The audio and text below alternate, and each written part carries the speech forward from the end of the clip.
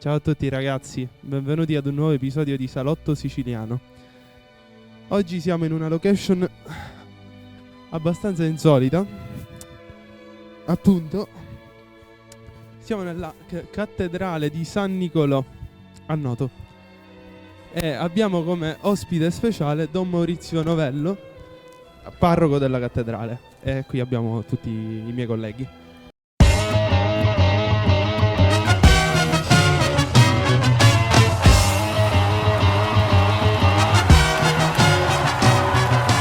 Today, live from Noto, Sicily, Salotto Siciliano. Sicilia bella, voglio giocare con la fontanella. Sicilia bella, ma manca sai correre in tavanetta. L'occhio di Miria c'hanno sempre a mangiare, quando verrà volo sanno sucare. E alle sciacale case fanno ragione, caso pretende fanno case e casone. Sicilia bella, preda di fuoco e di zumbarella. Sicilia bella. Allora, incominciamo. Già voi avete discusso, io stavo mandando le videocamere, quindi Va bene, abbiamo deciso di fare una puntata con Don Maurizio, anche detto Vossia, che riguarda la religione, il cattolicesimo. Allora, vorremmo iniziare da come ha intrapreso questo percorso, quindi la sua esperienza, dagli albori, diciamo. Dagli albori. Sì. Allora, intanto ciao a tutti, sono contento di essere qui con voi e di essere qui in questo luogo molto particolare per la nostra città. appunto per noi è un onore. E ancora posso darti del tu, ti ringraziamo. Certo, e lo so che è un onore perché di solito non è sempre possibile poter fare queste riprese qui. Ma d'altra parte la cattedrale è per la città e quindi è un'occasione bella per tutti. Perché mi trovo qui io? Perché sono un prete e sono prete da 17 anni. Ho iniziato il mio percorso per diventare prete quando ho finito il liceo classico che ho fatto qui a Noto. La scelta è maturata negli anni del liceo, se non anche quando ero più piccolo, grazie alla figura di alcune persone che in qualche modo mi hanno aiutato a capire il senso della vita. In particolare un prete che è morto quando io avevo 10 anni. Ma lei è stato sempre credente? Sempre credente, sì. Se vi può interessare, io penso di non essere dai 5 anni ai 43 anni attuali, penso di non essere stato a messa forse 3 o 4 giorni in tutta la mia vita. Quindi eventualmente ci sono andato anche per voi. Grazie.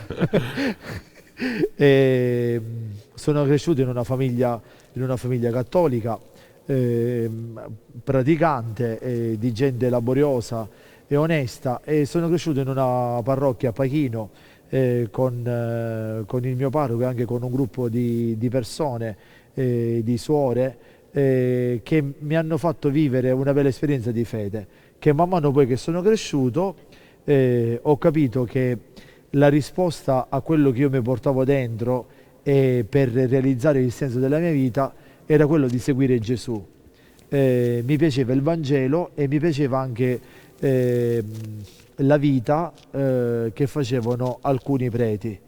In particolare io ero affascinato dalla figura di San Giovanni Bosco, essendo cresciuto anche vicino alle suore salesiane, avevo visto la figura di questo prete dedito nella sua vita ai giovani e alle persone in difficoltà, e che lui, come poi altre persone che ho conosciuto nella mia vita, persone che hanno messo in pratica quello che c'è scritto nel Vangelo.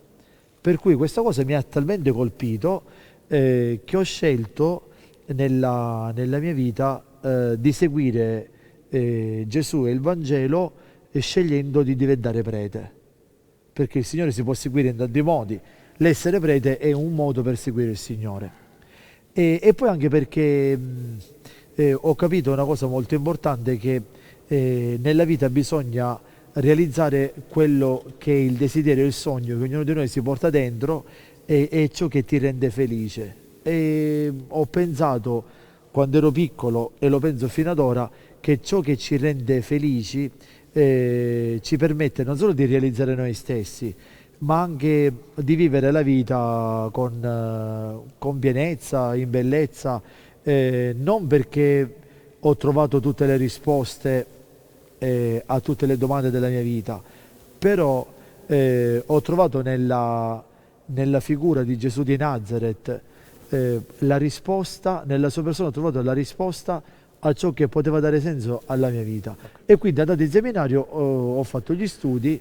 Io la interrompo, cioè ti Sì, interrompo sì, un attimo. sì. Ma c'è stato un evento in particolare che ti ha fatto capire che questo era il tuo percorso, oppure è stato più un'elaborazione mentale pian piano e arrivare a concepire che questo era il suo percorso? Perché io ho visto alcuni parroci intervistati che dicevano che hanno avuto una visione, che avevano Che prima magari non credevo. un evento in particolare durante la Sì, ho giovinezza. capito. Sì, sì. Allora, io in realtà non ho avuto mai nessuna No. visione, non ho visto niente di ciò che non possono vedere gli altri Ok. e ringrazio il Signore di non aver avuto visioni. Perché potrebbe essere, no, non è qualcosa di grave, però Un'esperienza forte. no, non perché sia un'esperienza forte, perché Magari cominci a credere solo dopo per avuto sì, questa- si inizia a Stiamo credere usando dopo, Tommaso. oppure peggio ancora si diventa poi forse un pochino fondamentalisti quando si hanno queste esperienze così. Diciamo che io non ho avuto esperienze, diciamo, di questo tipo soprannaturali, però ho avuto tante esperienze umane nella mia vita che hanno in qualche modo confermato la mia scelta. Ve ne dico una di quando ero bambino. Ero legato ad un'associazione che si chiama Amici di Raoul Follerot. Raoul Follerot era un signore francese che con la moglie erano molto ricchi, lasciarono tutto per curare la lebbra in tutto il mondo e crearono una fondazione. E io da piccolo ero impressionato dal vedere questi malati di lebbra e ho voluto fare parte di questa associazione e raccoglievo i fondi per aiutare questi bambini assieme a tanti altri ragazzi. E poi man mano ho capito che quando si è importante e bello nella vita prendersi cura degli altri e avere cura degli altri allo stesso modo di come lo faceva Gesù. E il prete, ho capito, grazie alla figura di alcuni preti, ne cito uno che qui è noto, ormai anche se è molto anziano, un sacerdote che si chiama Don Ottavio Ruta, che è un sacerdote che nella sua vita si è donato alle persone più povere, come anche tante altre persone che ho conosciuto, e tanti preti e anche tanti laici che hanno fatto la scelta di seguire il Signore prendendosi cura delle persone più bisognose. Poi le conferme le ho avute nella mia vita man mano, e poi anche la vicinanza della figura di Don Pino Puglisi e di una persona che io ho conosciuto personalmente anche bene, che era il Papa Giovanni Paolo II. Quindi ho conosciuto anche Madre Teresa di Calcutta, ho visto una volta Madre Teresa di Calcutta. E poi c'è un episodio particolare: io sono stato il confessore di una signora che abitava a Pachino e che si era tante volte confessata con Padre Pio e che era amica di Padre Pio. E quello che mi ha raccontato questa donna in riferimento a Padre Pio, diciamo, ha sempre poi confermato quello che io nella mia vita poi ho scelto. E quindi poi è stato un continuo coinvolgimento di essere sempre affascinato da questo. Quindi le volevo fare una domanda. Sì. Se lei non fosse cresciuta in un contesto cattolico, in un contesto che le avesse fatto conoscere bene, come l'ha conosciuto lei, il mondo della Chiesa, il mondo della filantropia soprattutto, perché è di questo che si tratta, la sua è una missione umana, secondo lei si sarebbe avvicinato all'istituzione ecclesiastica nella maniera in cui ha fatto, seguendo quella che è stata la sua vita. Cioè, se fosse stato distante da questo mondo e cresciuto in un contesto diverso, magari con una famiglia che non aveva l'interesse che ha avuto la sua per la Chiesa, una famiglia non praticante, magari una famiglia agnosticata, secondo lei sarebbe cresciuto in questo modo? Cioè, il contesto che l'ha cresciuto, Allora, oppure è una cosa sua proprio? cresciuto in questo modo non penso, perché ci sono tante situazioni che mi hanno fatto crescere in questo modo. Sì. Però penso che potevo arrivare a questo punto perché tutto dipende dagli incontri che si fanno nella vita. Poi da chi dipendono gli incontri Dall'esperienza, non, sì. non saprei, però sono fondamentali gli incontri nella vita, perché ci sono delle persone che quando noi le incontriamo destano nella nostra vita un fascino particolare che ti aiutano e ti permettono di fare delle scelte che magari tu non avresti pensato e che ti fanno raggiungere dentro di te anche una consapevolezza che magari tu non hai. Quindi diciamo che gli incontri che facciamo nella nostra vita sono importanti. Se io sono prete oggi è perché ho avuto degli incontri importanti che hanno segnato la mia vita. Se avessi incontrato, pur essendo cresciuto in un contesto cattolico, altre persone, allora no. Vi faccio un esempio: immaginate se io avessi incontrato, che so, un prete pedofilo, oppure se avessi incontrato preti insomma, che non erano esemplari o che non hanno destato in me questo fascino. Li ho incontrati, però li ho incontrati diciamo in una fase avanzata, adulta Quando della mia già vita, lei aveva in cui io ho fatto le mie scelte, e pur avendo visto che so anche persone che non erano dei buoni testimoni della fede, io sono stato sempre contento della mia scelta, perché il mio modello e il mio esempio sono state delle persone che mi hanno manifestato con la loro vita che si può mettere in pratica quello che c'è scritto nel Vangelo. Quindi tutto dipende nella vita dagli incontri.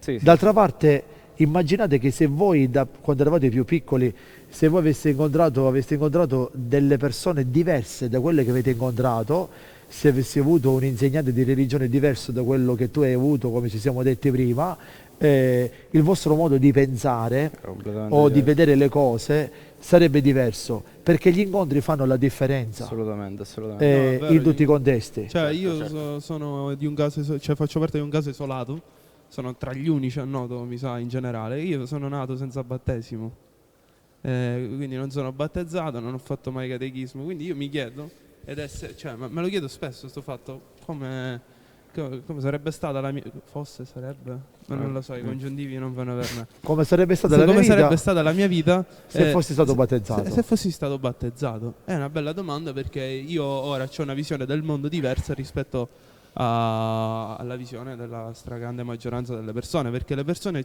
al massimo ultimamente, i miei coetanei, ci arrivano all'agnosticismo, all'ateismo, ma io proprio non c'è stata mai questa evoluzione. Sono nato così, sono rimasto, perché poi vabbè i miei pensieri coincidevano, però io mi chiedo sempre come sarebbe stato. Parliamo sempre di contesti, cioè Per giunta io sono stato molto vicino al mondo della Chiesa per il lavoro che fa mia madre. Sì. Come ha detto Don Maurizio, cioè noi siamo quello che vediamo, siamo le esperienze che facciamo, gli incontri che facciamo. Per noi, per me, può essere quello della professoressa Parisi di cui parlavamo prima, un incontro che mi ha cambiato in positivo. Molti insegnanti che io stimo mi hanno cambiato in positivo, tante cose anche spiacevoli che sono successe nella mia vita. Io ho perso mio padre 10 anni fa e quella cosa mi ha cambiato, ma in positivo, mi ha dato una forza in più.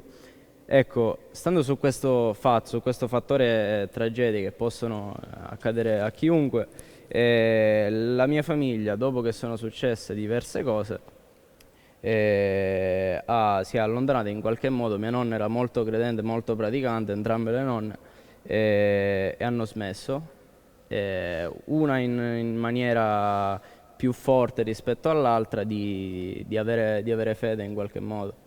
Certe volte le sento, signoruzzo, unne. E mi faccio qualche domanda: come una donna che perde 2 figli e un marito nel giro di 5 anni possa continuare in qualche modo la propria vita in maniera serena? cioè poi da sola, completamente da sola. L'estate c'aveva il coraggio di ir a San Corrado da sola in una casa grandissima. Io dico, i mostri a me mangerebbero il cervello, non riuscirei a vivere. Scusate se sono sceso un po' sul personale, però questa era una cosa che mi premeva dire. Era giusto discutere. E Mattia, ti dico una cosa, tua nonna è super coraggiosa perché dopo che lei ha perso 2 figli e il marito, che cosa gli potrebbe accadere di peggio nella sua vita? Niente. Nient'altro, perché il peggio, addirittura anche impensabile, gli è accaduto. Per cui il dolore l'ha resa forte.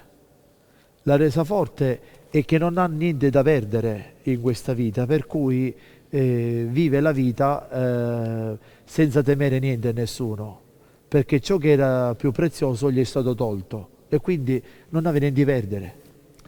Sotto questo punto di vista. Però ti dico una cosa, il dolore è inspiegabile. Tua nonna, quando una mamma perde i figli, umanamente parlando, quello è il dolore umano più forte che ci sia. È inspiegabile e nessuno può dire qualche cosa sul dolore se non ha provato lo stesso dolore. Essendo prete e stando a contatto con tanta gente che ha delle tragedie, soprattutto quando ci sono genitori che perdono i figli, mi è capitato in tutti questi anni, e quando un prete va a casa di qualcuno durante il lutto, la domanda è al prete: perché? Perché è successo a me? Perché è successo questo? Io non rispondo mai. Non rispondo innanzitutto perché non ho la risposta, che sarei presuntuoso a dare una risposta. Feci una scelta qualche anno fa. Una signora, a me molto cara, aveva 2 figli e li ha persi tutti e 2 nell'arco di 5 anni, uno per una malattia e uno con un incidente.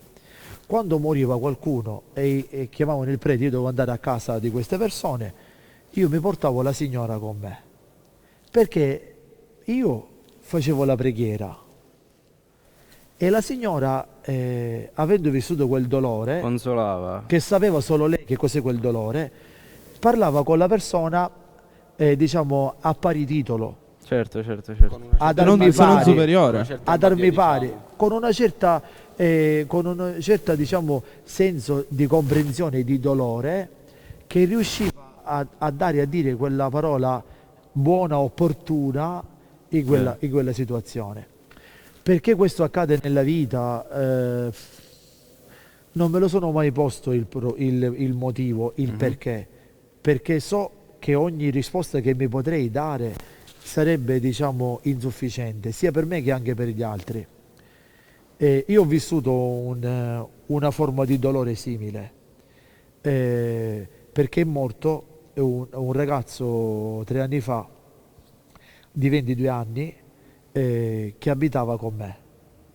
Era un ragazzo che era cresciuto in parrocchia, si è ammalato di un tumore mentre lavorava come steward nella Ryanair, e in comune accordo ha fatto la scelta di venire a stare con me e io mi sono preso cura di lui durante 9 mesi di malattia fino a quando è morto. E la sua morte ha segnato molto la mia vita, perché è come se io avessi perso un figlio, un fratello più piccolo. E vi dico questo, che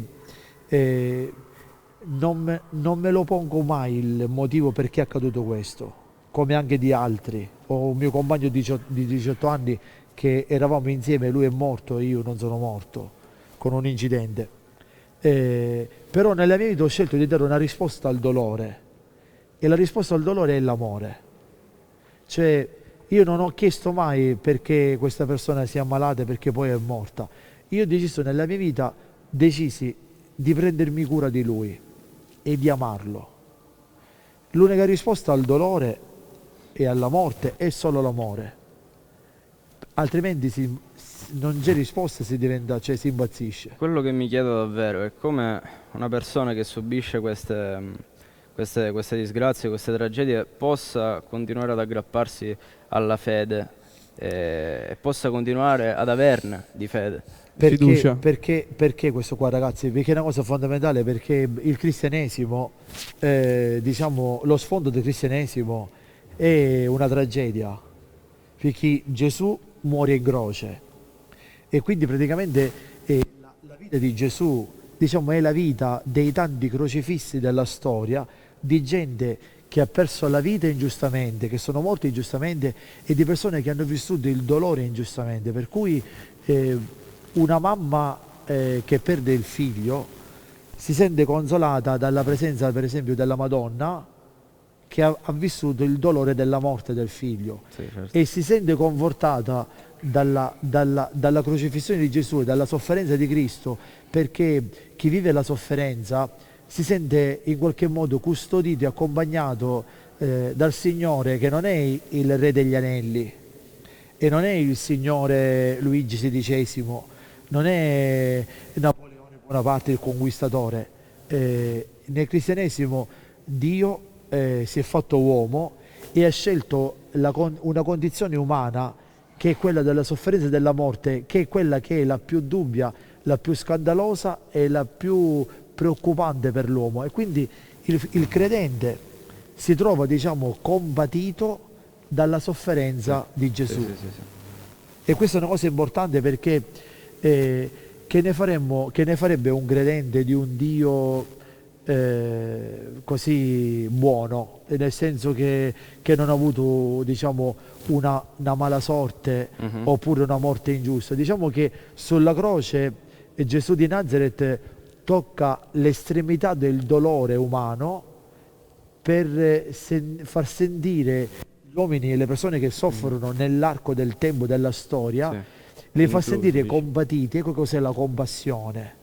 La passione di Gesù genera compassione nei confronti degli altri, e questo è fondamentale. Per questo anche le persone che soffrono hanno il coraggio e la fede di affidarsi al Signore, perché ti affidi a colui che è morto in croce, a colui che sa che cos'è la sofferenza, per cui ci si sente compresi da Dio nella parte proprio umana crocifissa, e nel Signore trovi anche quella risposta, diciamo, che il Signore sulla croce dice persino al ladrone: tu oggi sarai con me in paradiso, e chiunque crede in me, anche se muore, vivrà. Cioè nel momento del dolore ti dà la speranza dell'eternità, per cui la vita di Gesù di Nazareth diventa la consolazione per chi soffre, per chi muore, per chi perde qualcuno, e quindi diciamo che diventa la risposta più esaustiva, umanamente parlando, alle sofferenze umane. D'altra parte noi ci possiamo mettere d'accordo su quello che vogliamo e ci possiamo aiutare su tutto quello che noi viviamo nella nostra vita, ma se c'è un problema in cui tutti dobbiamo stare muti è la morte.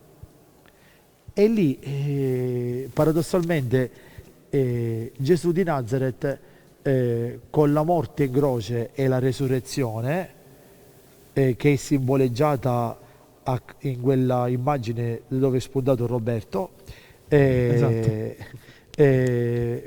cosa succede? Lì il Signore dà la risposta al dolore umano con l'eternità, e quindi, diciamo, si apre diciamo, qualcosa di grande che sovrasta l'uomo e che comunque invita l'uomo ad avere fiducia. Ecco, io per tanto tempo, scusate se non do spazio agli Vai, altri, vai, se vai, mi vai. d'altra- per tanto tempo io ho letto questa cosa, questo aggrapparsi alla fede, questo trovare rifugio, appunto sentirsi compatiti, è un segno di debolezza da parte delle persone, di chi è credente.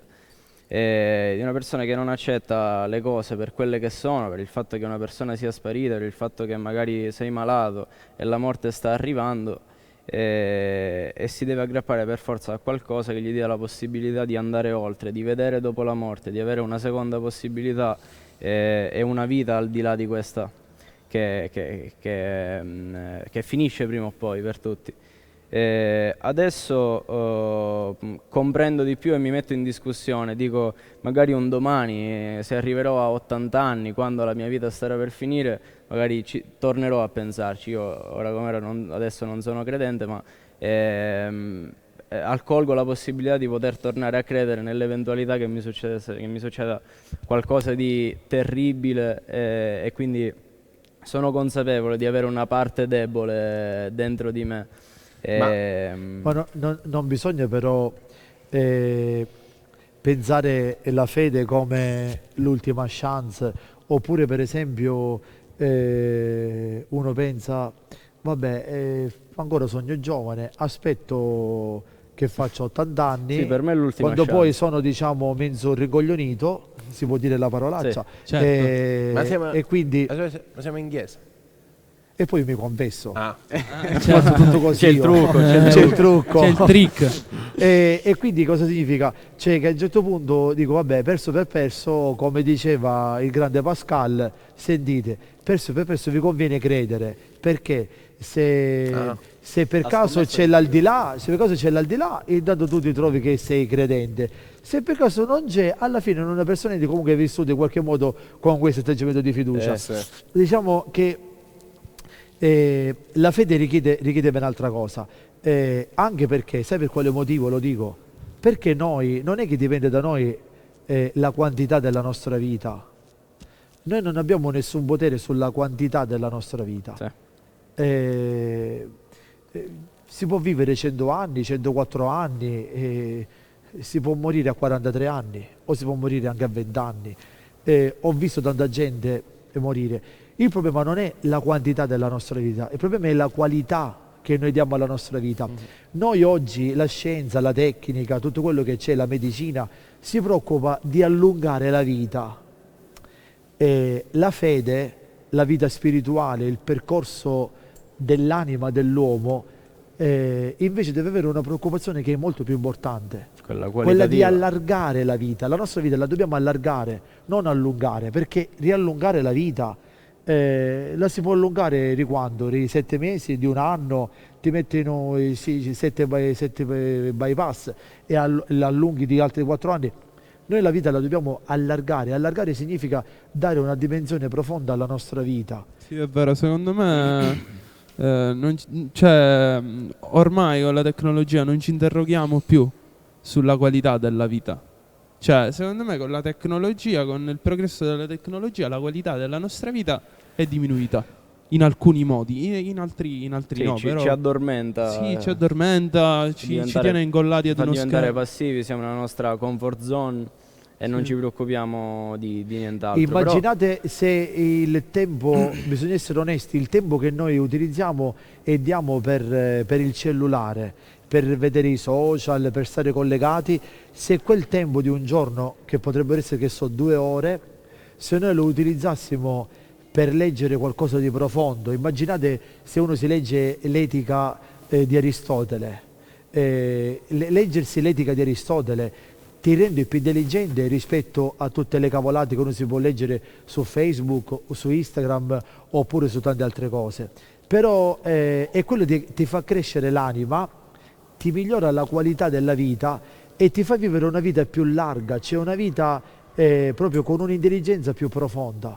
E noi non dobbiamo permettere che la nostra vita sia una vita banale, perché il rischio di oggi non è tanto se credere o non credere, è la banalità della nostra vita.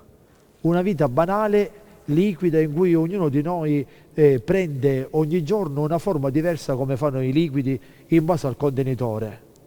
E quindi vi faccio un esempio concreto, c'è la festa di San Corrado e prendiamo la forma religiosa, mi veniva asciuta e il boom alla fine. Io non capisco tutti quei portatori di San Corrado e portatori di Sili che durante l'anno bestemmiano San Corrado. Io non li capisco. Io denuncio questo fatto, ovvero li bestemmiano. Ma tu hai sentito qualcuno fare? Sì. Sì, è una E poi, cosa poi che si è trasformano, luogo comune. mutano e È un diventano luogo comune. fedelissimi. Questa è una cosa che proprio Sì, mi io dà fastidio. io direi lì una risposta con un proverbio siciliano, si dice un'età fatta a state fatto un meno, cioè Appunto. con quale coraggio tu vai in chiesa o comunque se bestemmi oppure quella là è una religiosità esteriore. Esattamente, sapete com'è? È la stessa di quella che i mafiosi hanno nella nostra città a Noto, io sono stato tanti anni ad Avola, in tanti posti, sono stato tante volte in carcere, tutti questi mafiosi con i tatuaggi sacri, Padre Pio, il Sacro Cuore, la Sì, Madonna, sì, la sì. corona del rosario, la coroncina del rosario sia tatuata che anche appesa al collo, e poi sono delinquenti. Si riconoscono in un quando gruppo. arrestarono Bernardo Provenzano, gli trovarono, a parte tutte le statue e le immagini sacre, gli trovarono la Bibbia tutta fatta con i segnalibro e sottolineata, cioè c'è una inconciliabilità tra la vita della fede e la vita esteriore religiosa, cioè la religiosità è un fatto esteriore che non ha niente a che vedere con la vita della fede. E c'è tanta gente che pensa di essere credente, in realtà non lo è, perché essere credenti significa essere credibili. Il giudice Livatino, sapete voi che, no? Il giudice Livatino che fu ucciso dalla mafia, e in uno scritto suo, in un diario, nel suo diario scrisse: un giorno, quando ci presenteremo dinanzi a Dio, non ci chiederà se siamo stati credenti o non credenti, ci chiederà se siamo stati credibili.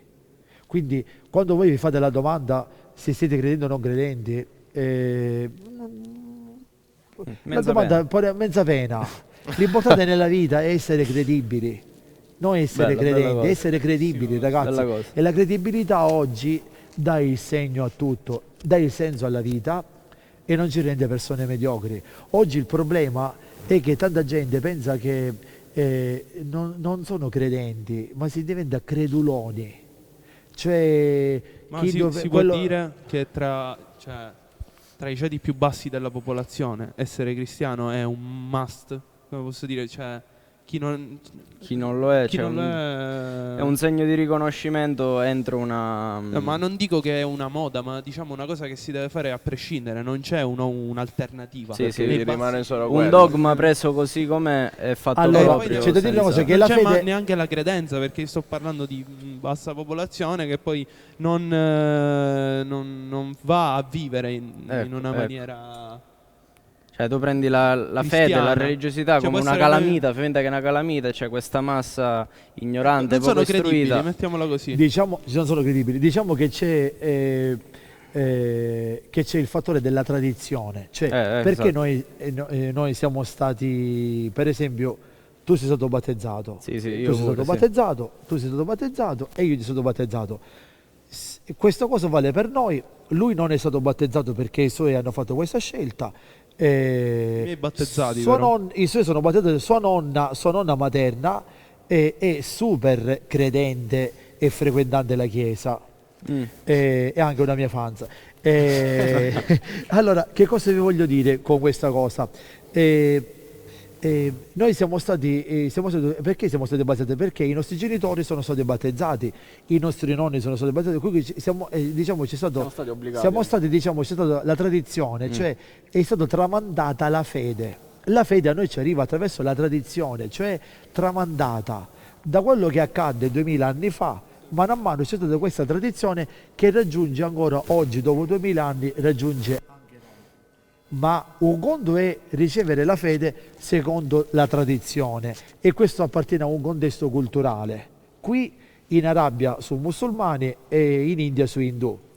Poi cosa significa? Arrivato a un certo punto, man mano che si cresce, Raggiungi la consapevolezza. bisogna avere una consapevolezza, e quindi o questa tradizione tu la accogli in una maniera alta e quindi diventi credente, e la fede ti chiede di essere credibile e soprattutto di vivere una vita autentica. Cioè, che cosa significa? Uno che è credente, la fede dovrebbe essere messa al primo posto, e quindi la tua vita dipende dalla tua fede. Che non Ma posso fare una domanda? che non mostri con cose esteriori. Zammai vi pare che io sogno parino perché ho il colletto? Cioè, il fatto che io sono prete non è perché io ho il colletto. È un Questo, segno di diciamo, riconoscimento. è un segno esteriore, riconoscimento, sì. di riconoscimento esteriore.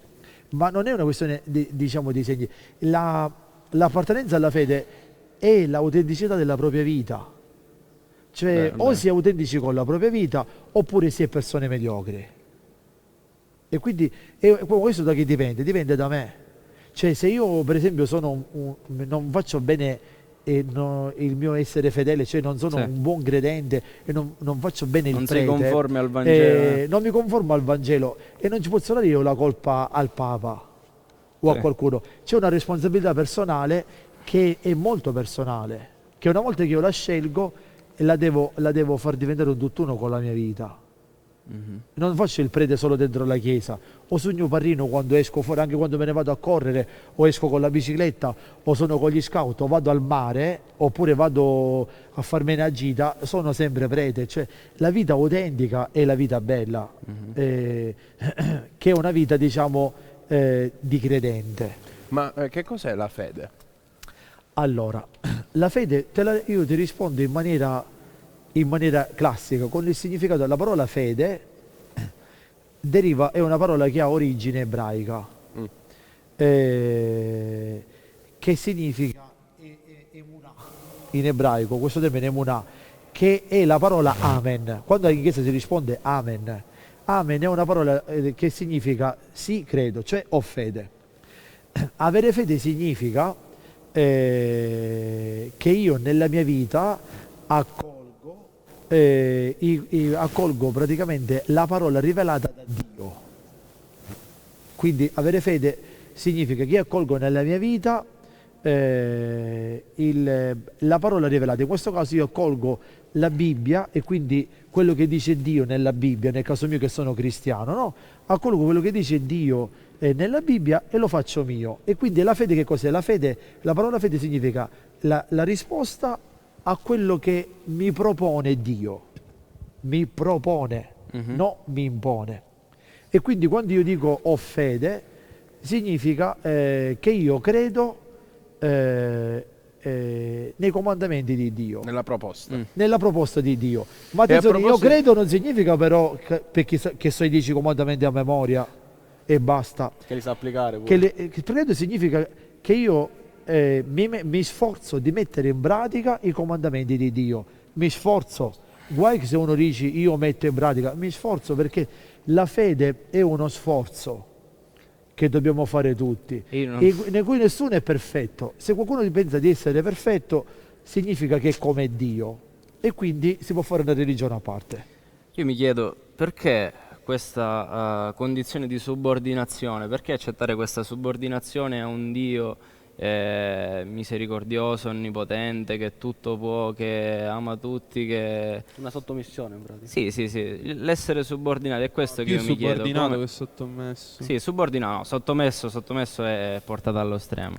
Cioè riconoscere di essere magari inferiori e seguire, come ha detto lei, magari nel caso dei comandamenti, delle parole, delle frasi, delle massime scritte da chi? Da degli uomini. Perché poi la Bibbia è stata scritta da altri uomini. La Bibbia è stata scritta da altri uomini, ma il cristianesimo, come l'Antico Testamento per gli ebrei e il Nuovo Testamento, i Vangeli, sono parola rivelata, cioè ispirata. Cioè, sono stati messi per iscritto da Matteo, Marco, Luca e Giovanni, ma sono stati ispirati dalla fede da Dio, dalla loro fede personale, quello che scrivono i profeti, quello che scrivono i Vangeli. E io ti dico una cosa, allora, io personalmente sono un tipo molto libertino e ho avuto sempre problemi a causa del mio essere libero, Ecco, sia nel mio contesto di seminario. Quando ero in seminario tante volte sono stato richiamato, rimproverato, mandato a casa, Cigliona. Infatti io non conoscendola bene mi ero scritto una domanda. Lei ha deciso di fare il prete per vocazione o per ripiego, no? Perché io mi chiedevo, cioè, non la conosco bene, l'avevo vista una volta, se non l'avevo sentita parlare, però c'era la parola un po' più spinta da parte di un prete, il parlare molto così, colloquialmente, tra carusazzi, come fosse un ignauto, no? Sì. Questa cosa mi ha suscitato interesse, no? E quindi che poi sta raccontando tutta la storia della sua vita. Mi sento molto libero e lo sono stato sempre e non mi sento nemmeno subordinato. Ti faccio un esempio: immagina se io ti dovessi chiedere tu ami tua mamma, giusto? Tu ti senti subordinato nei confronti di tua mamma?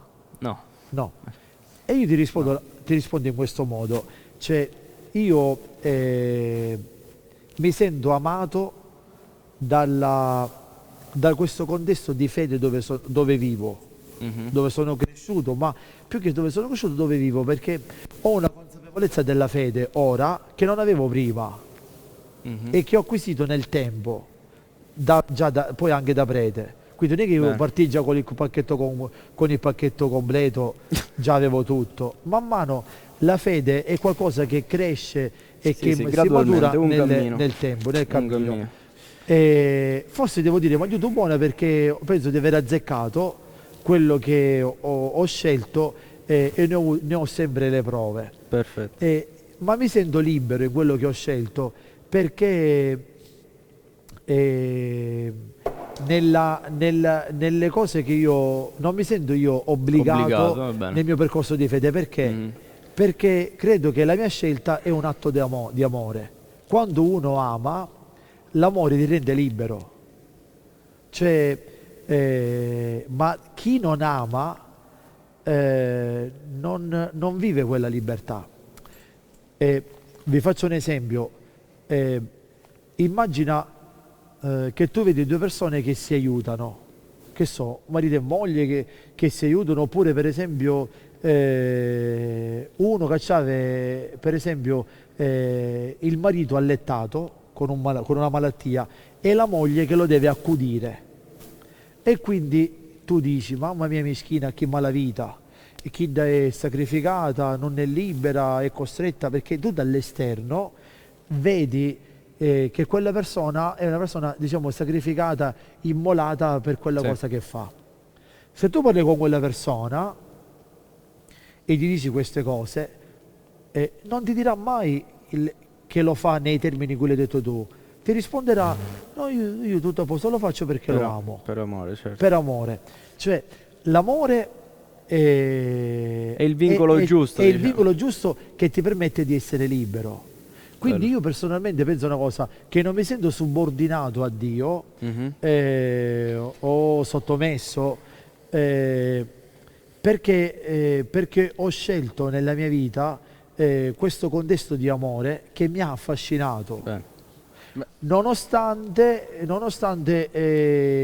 vivo però poi in un contesto umano che è la Chiesa, che non è sempre rose e fiori, non è perfetto, che non è perfetta e non è rose e fiori, come anche nelle nostre famiglie c'è l'amore, però poi l'amore c'è quando tu fai un bigliettino con cuoricino stampato eccetera, però poi la convivenza e tante cose non si va sempre d'accordo, e quindi o per te l'amore viene prima di tutto ed è ciò che conta, oppure quando ci sono i primi problemi mandi a quel paese tutto quello che tu hai e che hai scelto. E quindi è una questione anche di custodire questa libertà nella vita e nella scelta in maniera forte. Se vi posso dire una cosa, voi prima avevate citato la professoressa Parisi. Io penso che lei sia stata una delle persone che mi ha, diciamo, offerto degli elementi particolari nella mia vita per poi fare anche questa scelta. Perché lei è stato un esempio di una vita autentica, cioè una persona retta, e quindi la rettitudine del pensiero e anche della vita e poi ti porta a fare determinate scelte importanti. Per cui paradossalmente anche una persona che non ha lo stesso credo religioso tuo ti offre degli strumenti fondamentali per farti crescere nella tua vita e farti uscire fuori quello che tu ti porti dentro.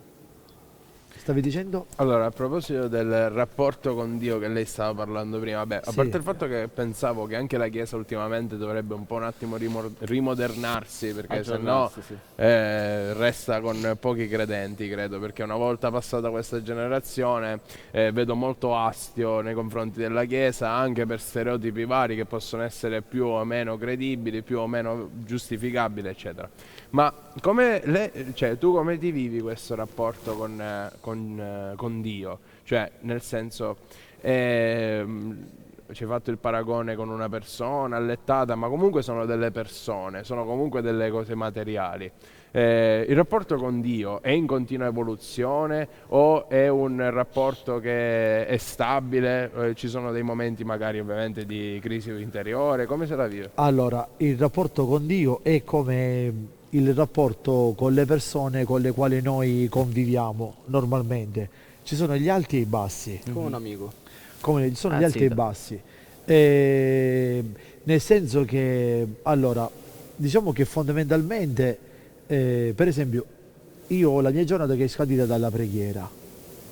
Io la mattina quando mi alzo, la mia preghiera, io mi leggo, noi preghiamo con il breviario, che è una specie di Bibbia dove ci sono i salmi, delle letture spirituali, che è la preghiera che io rivolgo al Signore. E poi celebro la messa tutti i giorni, mi preparo la spiegazione delle letture per le persone, eccetera. Quindi diciamo c'è una preparazione e un rapporto diciamo a livello mentale e spirituale con l'ascolto della parola e anche personale, perché che cosa faccio io?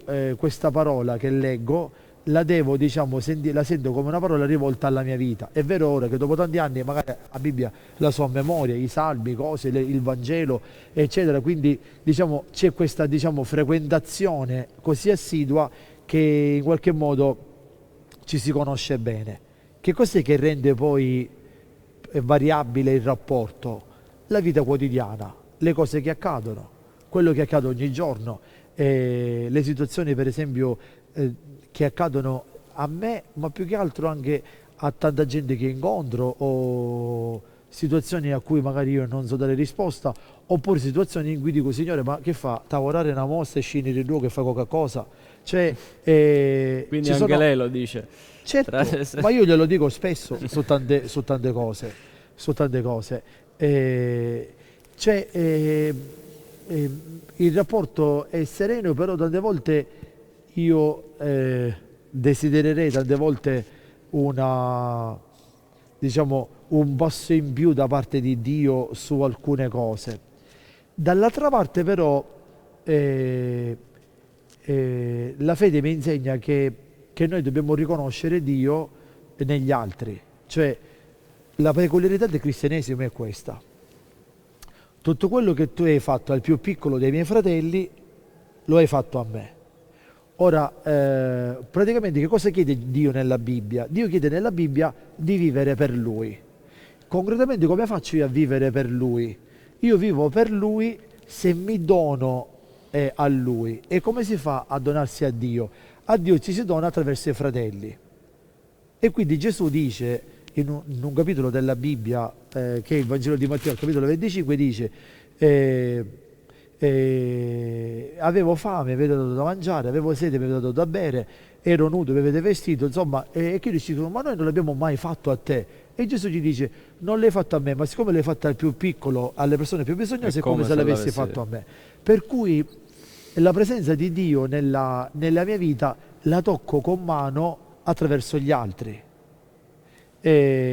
E guai se non fosse così, perché il problema oggi del cristianesimo che non va, quello che voi state dicendo che fa perdere i clienti alla Chiesa, per capirci, sapete qual è? È che molti pensano che la fede sia il rapporto personale con Dio togliendo i fratelli, cioè i neri possono affondare con la barca, col barcone nel Mediterraneo, quelli omosessuali sono malati, quelli delinquenti devono morire, quelli che fanno le prostitute devono essere in qualche modo allontanate da tutti, quelli che aiutano le persone bisognose sono filantropici e stanno a stare a casa, e poi la domenica me ne vado in chiesa e mi faccio la comunione. Quindi durante la settimana, diciamo, hanno questo modo di pensare, e poi la domenica se ne vanno in chiesa, come fa per esempio Salvini, che sbatte la coroncina del rosario, dove nella punta della coroncina del rosario c'è il crocifisso di una persona, chiamiamola così, di una persona che è andata a finire sulla croce perché in qualche modo ha messo in pratica quello che Dio chiede all'umanità. Per cui c'è una contraddizione della fede che diventa vergognosa e non rende la fede credibile. E quindi questo modo di pensare, diciamo questo slegare la vita della fede con la vita quotidiana, sta facendo perdere alla Chiesa tanto.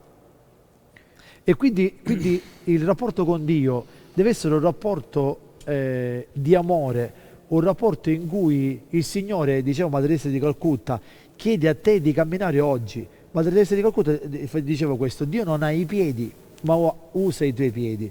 Non ha le braccia, ma usa le tue braccia. Non ha gli occhi per vedere le necessità e le sofferenze degli altri, usa i tuoi occhi. Per cui praticamente Dio oggi si può rendere visibile nella storia attraverso i credenti, cioè coloro che credono in Dio e lo rendono visibile facendo le stesse cose che ha fatto Gesù di Nazareth. Motivo per cui oggi nella Chiesa Papa Francesco, che ha cercato, diciamo, di fare un passo indietro ritornando a quello che dice Gesù nei Vangeli, viene diciamo così boicottato all'interno stesso della Chiesa, perché richiede una vita più autentica, una vita più umile, una vita più povera, una vita più credibile.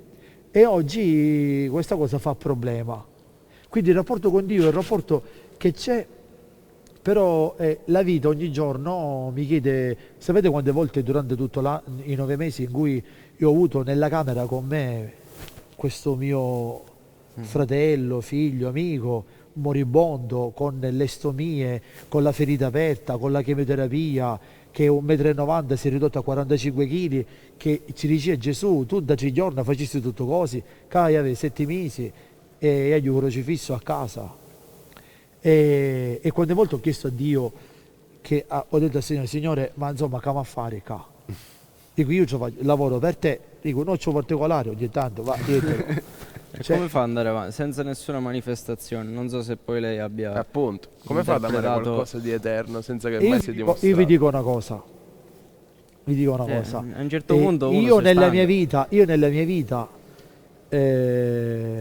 ho visto con i miei occhi la sofferenza e il dolore toccato con mano, e me ne sono fatto carico allo stesso modo di una parabola che dice Gesù nel Vangelo, quella del Samaritano.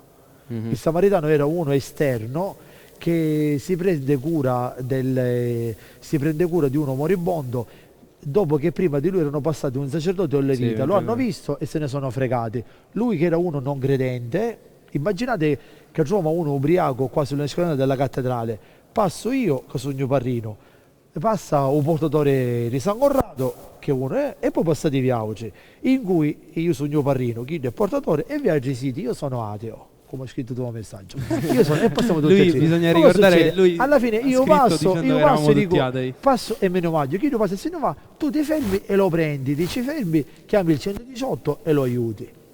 Gesù porta questo esempio per dire che il Samaritano è lui, perché Gesù era visto come quello bestemmiatore ateo da quelli che erano i dottori della legge, i farisei, gli scribi, perché Gesù è venuto a portare una rivoluzione che ha distrutto il sistema religioso esteriore che c'era all'epoca e che c'è ancora oggi. Per cui allinearsi a Gesù significa uscire fuori da questo. Schemi. Io personalmente vi dico una cosa, io ho le prove dell'esistenza di Dio nella mia vita, per cui me ne frego anche di, diciamo, delle prove, quelle che offre, diciamo, il catechismo della Chiesa Cattolica, piuttosto che quelle che diceva San Tommaso d'Aquino, le prove di Dio con le 5 vie della filosofia. Cioè non mi interessano, perché io le prove dell'esistenza di Dio nella mia vita ce li ho su fatti concreti, per cui a me non mi interessa nemmeno quello che dicono gli altri. Li ho avuti, li ho toccati con mano, e io posso dire, posso attestare nella mia vita personale che Dio esiste, perché l'ho visto io concretamente, quello che ho visto con i miei occhi, quello che ho vissuto nella mia vita. Per cui però proprio questa confidenza e questa sua presenza tante volte mi fa sentire anche da un lato anche troppo piccolo per tante cose che ho visto con i miei occhi, ma dall'altra parte mi fa essere pretenzioso perché ci dico sempre, sai quando uno conosce uno importante ci chiede sempre favore e lo stuzzico in maniera continua, d'altra parte poi ci dico, ma insomma, d'altra parte io ci voglio fare buona figura, alla fine non è che per mia, ma buona figura ci posso fare libero, quindi voglio dire, è così, è un rapporto che è sempre in crescita. Io non so che ne sarà della mia vita, non solo quando non sarà più mia, quando non ci sarò più, e sinceramente non mi fido della vita eterna che Gesù ha promesso e basta. Poi non mi chiedo se c'è l'inverno o paradiso, se si girone ridante, voglio finire una chili che mangiano assai, perché prima ero 50 kg in più, poi gli ho fatto la dieta, ora gli ho cangiato il girone, non lo so, c'è un cavallo, però non lo so. Poi volevo farle una domanda, Sì. cioè, magari un pochettino più personale rispetto Sì. alle altre. Ma quando un prete sente magari un ragazzo bestemmiare, cosa sente c'è dentro di sé? Allora, a me Anche a me capita era spesso, scattata la a cosa me capita sulla- spesso di sentire persone bestemmiare. Allora, intanto c'è una cosa, diciamo, la prima giustificazione che io do a chi bestemmia è l'ignoranza. Perché fondamentalmente, diciamo, si bestemmia per ignoranza. Perché se tu vediamo che bestemmi su Gesù, sulla Madonna o su un santo, cioè che tu lo hai nominato in vano, come c'è scritto non nominare il nome di Dio in vano, e poi io chiederei alla persona, senti, ma tu sai Gesù, chi è la Madonna, chi è il santo di cui bestemmi? Quindi c'è una forma di ignoranza, prima cosa. Seconda cosa, c'è una forma, diciamo, anche è una questione educativa, perché io penso che dei genitori che vogliono educare i figli, li educano facendo capire ai figli, anche se non sono credenti o anche se sono, che non bisogna, diciamo, bestemmiare. Cioè, come io non dico che faccio, come mi hanno insegnato da bambino, che non devo dire che faccio un bastardo ad una persona, perché è una parola brutta, allo stesso modo mi hanno insegnato che non devo bestemmiare. Quindi è una questione la bestemmia è una questione di educazione, prima di tutto. Partiamo da qui, è una questione di educazione. Se una persona è educata, non bestemmia e ha un linguaggio, diciamo, che non offende gli altri, a prescindere. Ma questo qua nei rapporti con gli altri, quindi la bestemmia detta in pubblico, detta tra amici. Ma Esatto, quando quella è una uno cosa di bestemmia rispetto. Sì. da solo, come si può interpretare? Ti spiego, la bestemmia da solo è una forma volgare di invocazione. Quando uno bestemmia da solo, tante volte, fondamentalmente io dico, ma come ci dico, ma come tu non gridi però bestemmi. Quindi se bestemmi in qualche modo tu riconosci che c'è quella persona che è bestemmiato in qualche modo a Coccabanna, Ciassini. Quindi vedete, in realtà molte persone bestemmiano, diciamo, come una forma di richiesta di aiuto. Vi faccio un esempio. Mi è capitato durante l'estate che stavano facendo un lavoro fuori e uno praticamente ci cariò un pezzo del palco quando ci fu il concerto di Bocelli sul piede. Io ero lì, quindi chi praticamente appena si aggiravo, cioè praticamente chi era bestemmiato. 4 santi, non lo so quando ne usciva, quelli più familiari. E poi mi ha visto, padre, mi scusi, non ti preoccupare, la bestemmia in quel caso, diciamo, che cos'è? È che tu te la prendi con chi in qualche modo, secondo te, avrebbe dovuto evitare quello che ti è successo. Quindi fondamentalmente io dico una cosa, molte persone che bestemmiano, e fondamentalmente la loro bestemmia è un modo religioso, volgare e di esprimersi, di riconoscere l'esistenza, dice. Certo, allora, perché è normale che diciamo che poi c'è anche il fatto che anche qui, diciamo, in parte c'è, ma nel nord è una cosa impressionante, perché conosco è vero. In Veneto, perché è così radicata sta cosa? La bestemmia è una questione di una moda, cioè che si bestemmia per, ne fanno un vanto, questa per qua è una per cosa sì, pazzesca. sì, È un intercalare proprio, come Sì, noi sì, diciamo. sì, lo so. Allora, Lo io so, è Loro come si la vantano virgola. di essere maleducati, questo Però- è pazzesco. però come vi dico una È cosa. come noi che ci vantiamo di essere, ora la sto sperando grossa, di essere mafiosi, Malavitosi. con Sì, il sì, comportamento sì, sì, mafioso. sì, sì, lo so. Ma non bisogna farne un vanto. Però vi secondo voglio me. dire una cosa, Anche se sono ateo. anche lì è una questione diciamo di ignoranza, è una questione culturale, perché è anche da dire che la mediocrità culturale che c'è al nord è nettamente superiore a quella che ci può essere nel sud. E Sembra quindi una cosa torniamo alla strana. questione meridionale. Però Vedete che è una cosa, perché comunque da noi c'è, diciamo, da noi la cultura, da noi ci si tiene di più alla cultura Sì, assolutamente. rispetto al nord. Molto più tradizionalisti. Certo, E forse qua, io... qua perché tanti Forse tanti più ragazzi indietro per vanno a questo. studiare fuori, eccetera. Da noi c'è una cultura universitaria, una cultura dello studio che è superiore a quella che c'è nel La prima nord. università mi sembra sia nata a Napoli. A Napoli, certo. A Napoli. E comunque c'è una maggiore. Per quale motivo? Perché comunque da noi c'è abbiamo una storia. Nel sud abbiamo una storia di cultura che non ha niente a che vedere soprattutto in Sicilia. con gli Unni, i Visigoti e che Assolutamente. c'erano Vabbè, i la vichingi. Sicilia La Sicilia è la culla. la Milano del della- Sud. Quindi vi voglio dire, c'è anche una Sì. motivazione culturale, però il fatto di bestemmiare, allora quando io sento qualcuno bestemmiare, prima rispondevo, devo essere sincero, c'è stato un tempo della mia vita in cui Mamma mia. appena no che rispondevo, attenzione che modo rispondevo, in maniera ironica. no, Mamma aspetta, mia. cioè, per esempio sentivo una persona bestemmiare, mi giravo e gli dicevo io una parola volgare, pesante a quella persona. Ah, combattere l'arma con un'arma sì. mia. cioè In che con la modo stessa però? Quando arma. tu ti immagini, tu bestemmi e ti dico una parolaccia di quella brutta, chi lo si gli dici ma tu... Ma come? E io ci dico, sono prete e siccome quello è mio papà, io lo devo difendere, come tu difendi tuo padre. Certo, una risposta che si è detta da un prete un pochino... Quindi diciamo ogni tanto c'è stato un periodo, era quando avevo la fissa che facevo due cose, rispondevo a chi bestemmiava e fermavo i testimoni di Geova io. E mi chiedono così. Ogni tanto si passa i vicini. Cioè, vedete, i testimoni di Geova quando mi incontravano scappavano perché mi filmavano, mi sciammucava il cervello, lo facevo apposta, vabbè, ogni tanto. Bellissima questa cosa. Sta cosa Dissing era tra divertente. religioni. Cioè io andavo a Catania e fermavo i testimoni di Geova in giro. Immagino Messi stare con- stavo per strada il citofono tipo no, c'è Don Maurizio, scappiamo. Quindi praticamente sta cosa, quindi poi ho capito che comunque è una questione anche di ignoranza, che non è una questione, e quindi è una questione di profonda ignoranza e mi dispiace perché è una questione anche di maleducazione e anche di non rispetto, perché oggi c'è una cosa fondamentale che è il rispetto. Nel messaggio che voi mi avete scritto, cioè lui, Voi. Lui.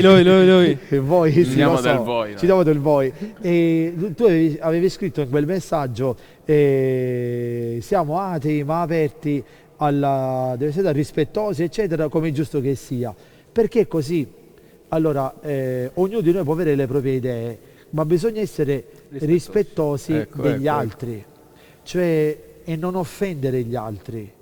Quindi è una cosa fondamentale e chi bestemmia fondamentalmente offende. Poi quando la bestemmia è peccato, cioè la bestemmia è peccato quando Quando è sentita. quando uno per esempio, cioè come dicevi tu, uno che va in chiesa, uno che e allora piglia e bestemmia. Tipo accade anche in certe feste religiose.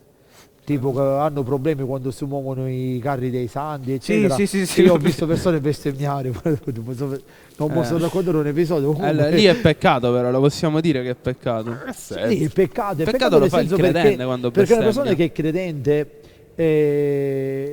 non può bestemmiare, cioè non deve bestemmiare. Io ho visto un episodio... Cioè non è credibile quando bestemmia. Certo, ma perché è anche un atto.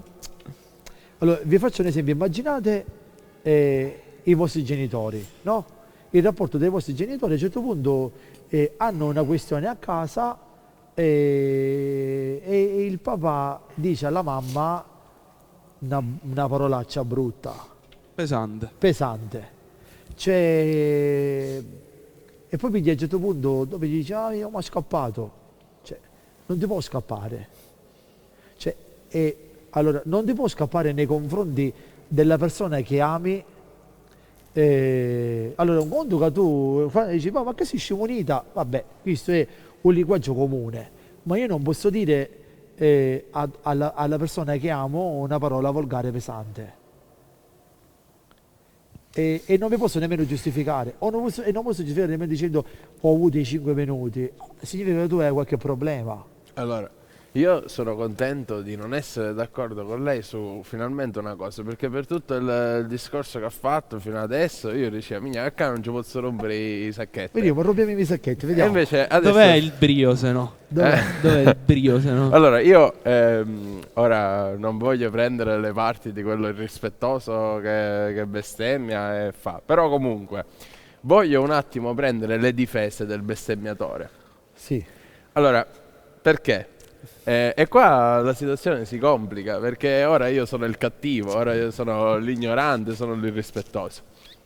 Allora, partiamo dal fatto che Mettiamo che sono ovviamente... due punti di vista e poi sei ateo, quindi se diciamo Va bene, vale comunque. tutto di me. Vediamo, vediamo. Allora, Pasqua vale il doppio. intanto credo che esistano diversi tipi di bestemmie. Esistono le bestemmie dette perché bisogna offendere un credo e quelle sono da condannare. E ci sto anche io, perché io non ho mai... ora sto dicendo che è bestemmia. Io Non è mai bestemmiato in riferimento al credo. in riferimento al Ma credo poi di una davanti a persona. persone, cioè io non mi sognerei mai di andare da Don Maurizio, da qualunque persona che mi Appunto. crede, tirare un di dirgli... cioè, No, ma è una cosa ma mai, ma veramente- questo è, come ha detto No, Don vabbè, Maurizio, è una questione di educazione, una di questione rispetto. assolutamente. Però se io, persona atea, che ora mi sembra brutto, magari la gente che dice che sono bravo Caruso, ora proprio mi dice Maria, ora che sto bestemmia. Ci sono punti di vista, Va dobbiamo bene, comunque. discutere, se non c'è Mettiamo caso comunicazione che in una cosa... una volta o due volte nella mia vita mi è capitato di bestemmiare. Sì. No?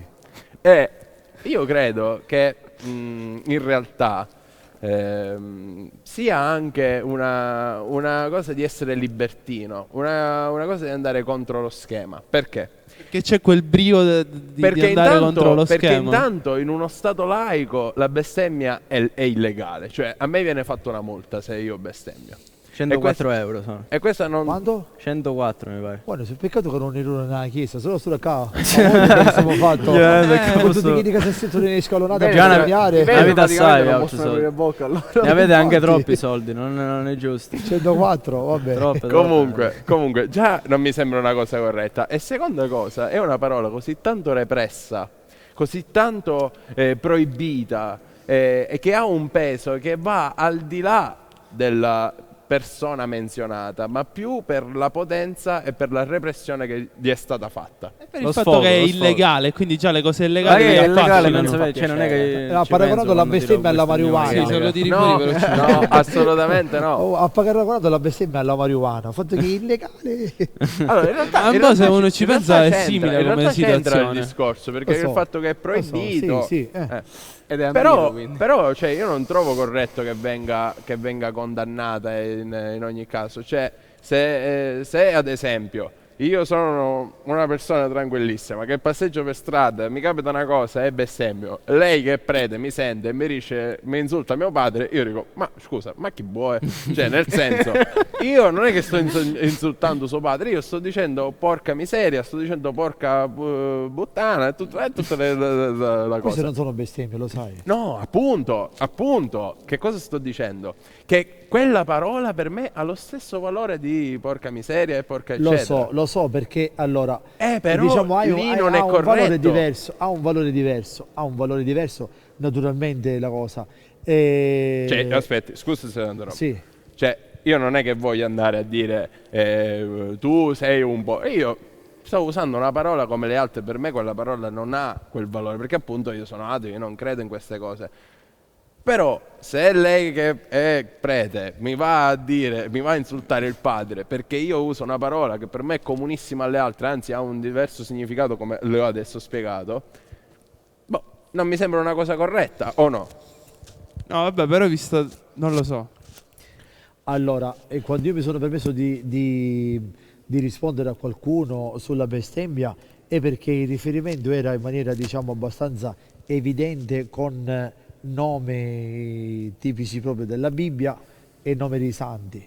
e quindi mi sono permesso. Ma santi in particolare? Proprio specifici? Santi specifici, cioè, non è che tutti. Ah, allora proprio c'è la ricerca dell'offesa. Certo, con qualcuno magari tutti il calendario ha scennuto ogni tanto. E quindi queste cose, voglio dire, questo significa che queste, cioè, quando si fa questo, credo che sia un atto, diciamo così, rispetto. Per esempio, vi faccio un altro esempio. Mi è capitato andando in giro che appena hanno visto che c'era il prete, mi venivano parino e bestemmiavano. Sì, fatto facevano apposta. Questo è essere Questo è stupido. Quando Essere succede, maleducati. quando succede questo qua vorrei che foste presenti, perché mi è capitato una volta qui e diciamo ho risposto in maniera abbastanza forte, cioè in maniera abbastanza forte, dicendo a queste persone, certo, per correggere, Ma è giusto, dicendo a queste io persone, non lo cioè, condanno ovviamente. Ma era una persona adulta o era un ragazzino? no, ragazzi, Ah, vabbè, ok. ragazzi ventenni però, Quindi comunque... però capisco Quante anche ce lì n'è? che è una questione di bestemmia, è una questione, voglio dire, di ignoranza, è questione di ignoranza, di spavalderia, di... Sì. Capisci? Sono cose, sono come quelli che se ne vanno in giro e possibilmente vanno in giro, vedono uno con capelli e ci fanno salutare, capisci? Allo stesso modo come ci fa impressione tu che un capello, se così passa uno esperto, spavaldo e ti fa cadere il cappello, come vedi io sono parrino e comincia a fare una bestemmia. Quindi Certo. voglio dire, è una questione anche di educazione.